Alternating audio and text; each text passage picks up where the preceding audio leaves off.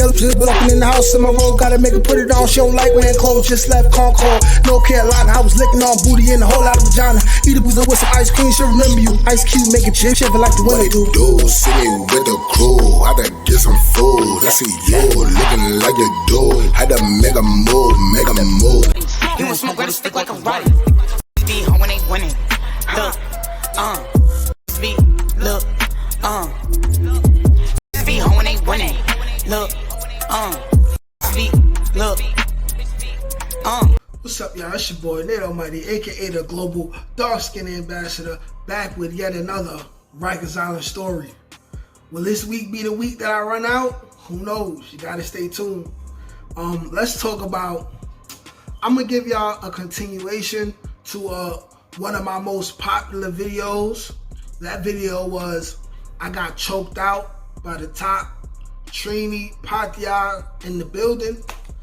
We are going to move, let's say, 3 to 6 months after that situation. Okay, this happened in One Lower. We're gonna call this Beef with the Patrias Part 2.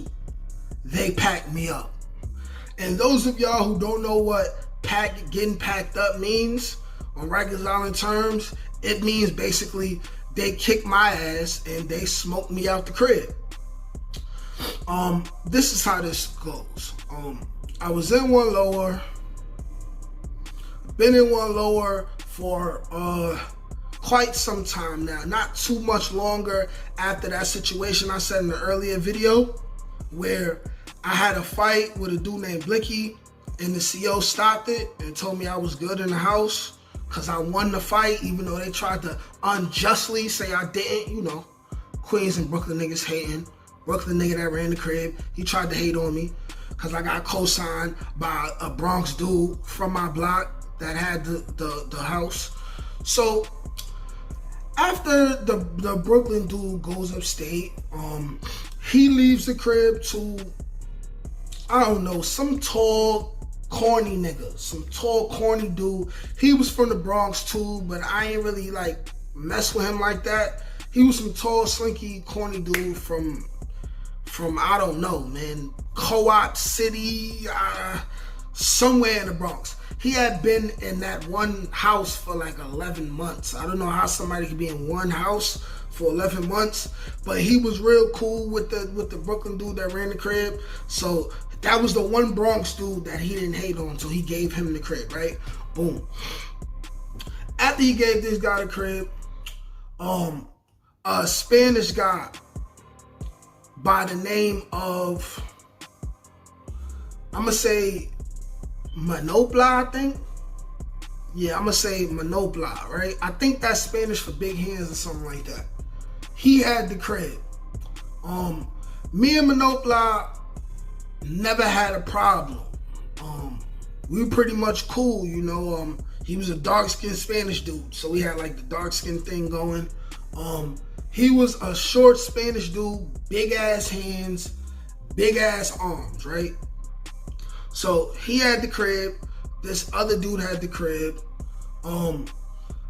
Everything is peachy, you know. I'm continuing to do whatever I want, you know.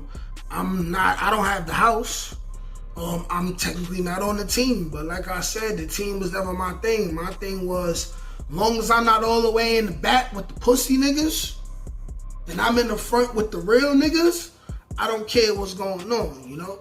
Long as nobody trying to extort me, I have no reason to pop it off and get packed up out the crib. So I started developing somewhat of a rapport with a lot of people in the house, you know, sharing meals, eating meals together, whether you was black, white, Spanish, whatever, you know what I'm saying? But one thing you gotta notice when you go to Rikers Island is, the Spanish dudes, they be cool until they start getting deep. When they numbers start getting to 4, 5, 6 or more, God forbid, they start getting real racist, okay? So over time, it went from Manopla being the only Patria in the crib to now, for some reason, we got 2. Now we got 3. Now we got 4. And then to top it all off, this big, tall Spanish nigga walks in through the A and B gate one day. This guy's name, I do not remember, but he's from the Bronx as well. Big ass nigga. This dude is a new dude, and he has the building for Patria. Okay, so he comes in, assumingly so, he gets the crib from Monopoly, right? So he's running the crib, and in the mix of him making his decisions, he basically takes one of the front tables and says, hey, this is a Patria table, right? Boom. He knows a couple dudes and all of that, so he has another table that's designated for the dudes that's not Patria, right?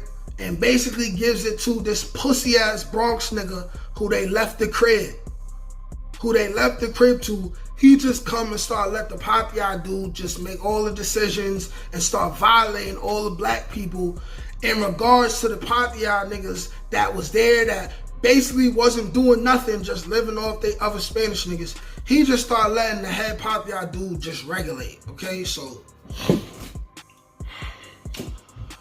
one morning, we have cereal, and the muffins is going around, okay? I don't get my muffin. Along with me, a couple other black dudes ain't getting no muffin, right?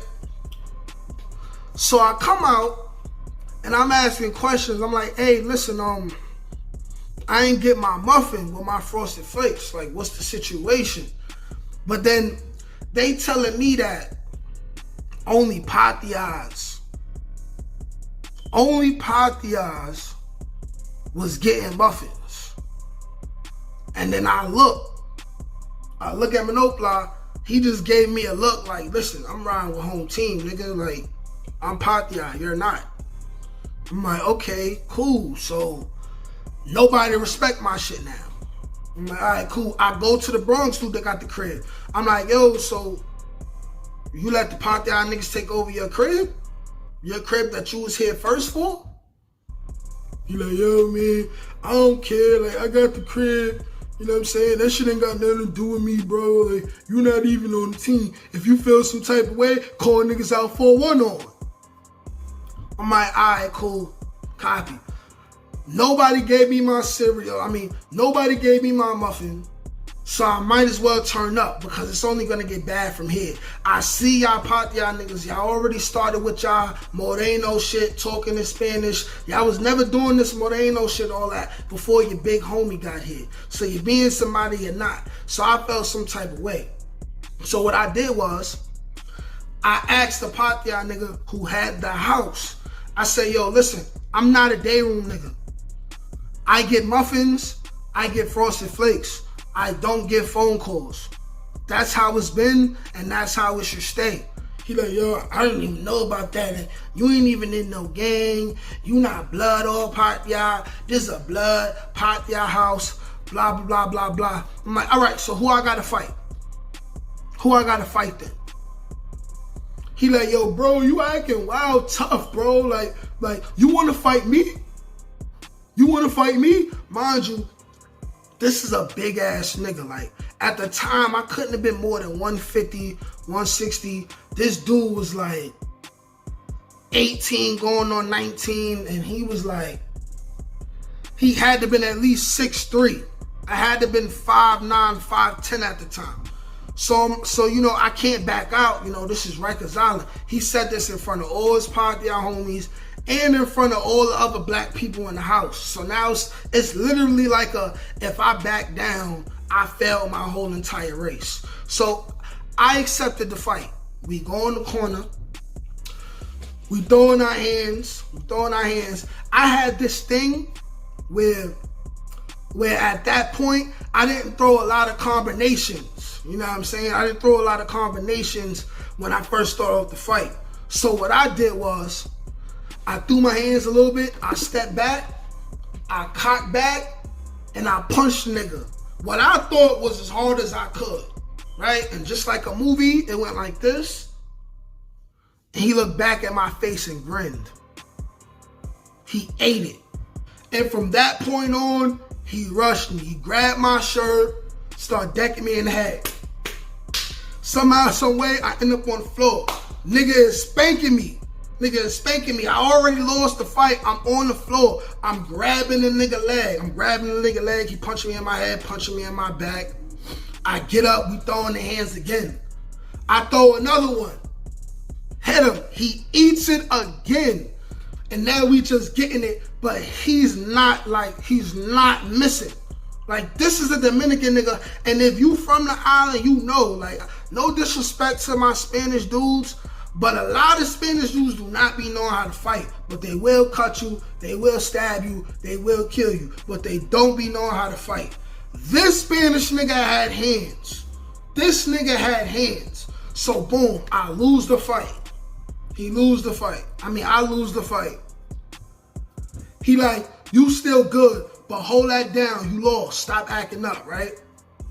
So I feel some type of way about it, because now, not only did I lose the fight, he's laughing about it. He's talking about it with his mans, laughing at me like I'm some type of pussy nigga.